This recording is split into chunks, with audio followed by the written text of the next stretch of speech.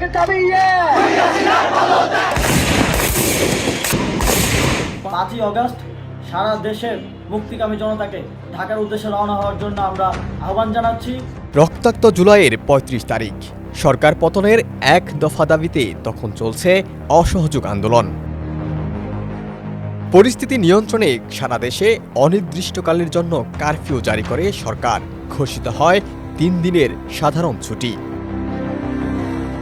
এদিন পূর্ব নির্ধারিত March two Dhaka কর্মসূচির তারিখ 6 আগস্টের পরিবর্তে 5 আগস্ট পালনের ঘোষণা দেন সাবেক সমন্বয়ক আসিফ মাহমুদ সজীব ভুঁইয়া, যে ঘোষণায় সারা দেশের মুক্তিকামী ছাত্র জনতাকে ঢাকার উদ্দেশ্যে যাত্রা করার আহ্বান জানান।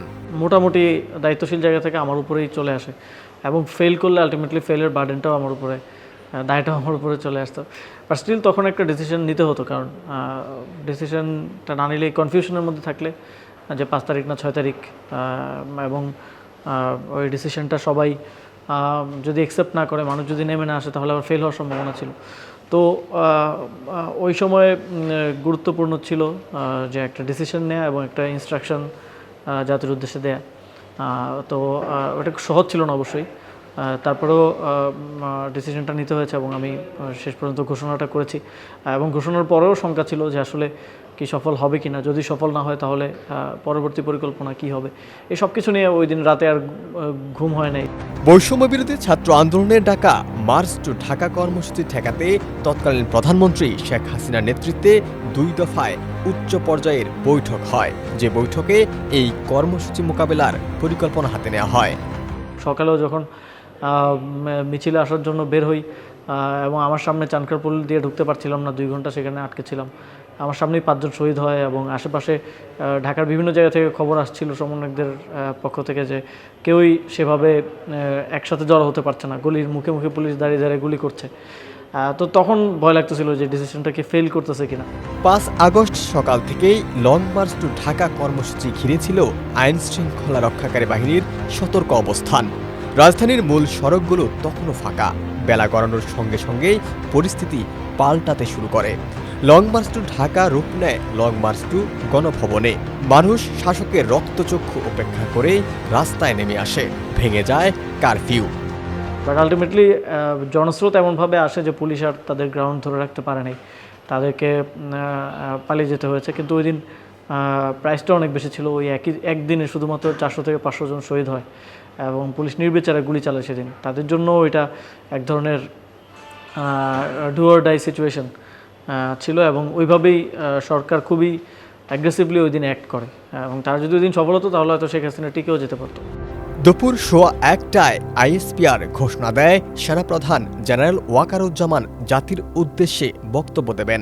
এর কিছু সময় পরই সামাজিক যোগাযোগ মাধ্যমে ছড়িয়ে পড়ে শেখ হাসিনার পদত্যাগ ও দেশত্যাগের খবর।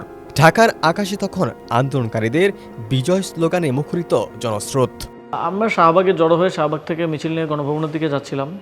তো রাস্তার মধ্যে জানতে পারি আমি ফার্মগেট পৌঁছাবো এমন সময় তখন আমার কাছে কল আসে সাংবাদিকদের পক্ষ থেকে এবং তারা অনুভূতি জানতে চায়। বাট আমি প্রথমে বিশ্বাস করতে পারিনি, পরে আর ক্রস চেক করে বুঝতে পারলাম যে না, শেখ হাসিনা পালিয়ে গেছে। শেখ হাসিনার পদত্যাগের পর বিকেলে সেনাপ্রধান জেনারেল ওয়াকারুজ্জামান জাতির উদ্দেশ্যে ভাষণে জানান, সব রাজনৈতিক দলের সঙ্গে আলোচনা করে একটি অন্তর্বর্তীকালীন সরকার গঠনের সিদ্ধান্ত হয়েছে। আজকে রাতের মধ্যে একটা আমরা সলিউশনে যাওয়ার চেষ্টা করব, বাট আমাদের হয়তো 2-1 দিন সময় দিতে হবে। এদিন অন্তর্বর্তীকালীন সরকার গঠনের লক্ষ্যে সেনাপ্রধান, নৌপ্রধান, বিমান বাহিনীর প্রধান এবং দেশের বিভিন্ন রাজনৈতিক দলের নেতৃবৃন্দ ও সুশীল সমাজের প্রতিনিধিদের সঙ্গে বঙ্গভবনে বৈঠক করেন রাষ্ট্রপতি।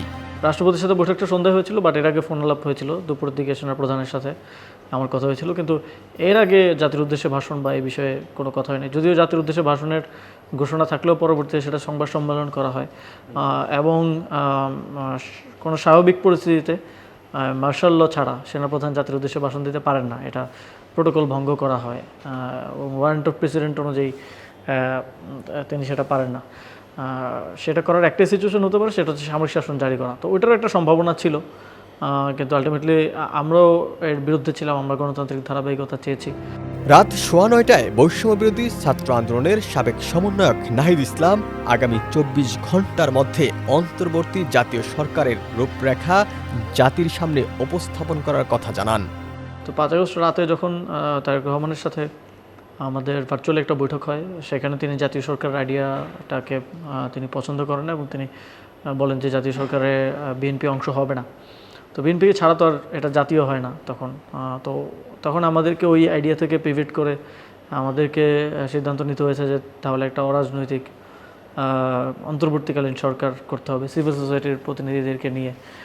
বাট আমাদের উদ্দেশ্যটা ছিল জাতীয় সরকার করা এবং এটা আমরা 4 আগস্ট রাতেই ঘোষণা করেছিলাম। সেদিন রাতেই ইন্টারনেট সেবা আবার চালু হয় এবং আইএসপিআর এর পক্ষ থেকে জানানো হয় পরদিন 6 আগস্ট থেকে কারফিউ প্রত্যাহার করা হবে এবং সব প্রতিষ্ঠান স্বাভাবিক নিয়মে খোলা থাকবে। আর এভাবেই সংঘাত, প্রাণহানি এবং নানান নাটকীয়তা পেরিয়ে শেখ হাসিনা সরকারের দীর্ঘ 16 বছর শাসনকালের অবসান ঘটে, সূচনা হয় নতুন এক ভোরের, নতুন এক অধ্যায়ের। ওমর ফারুক, সমকাল, ঢাকা।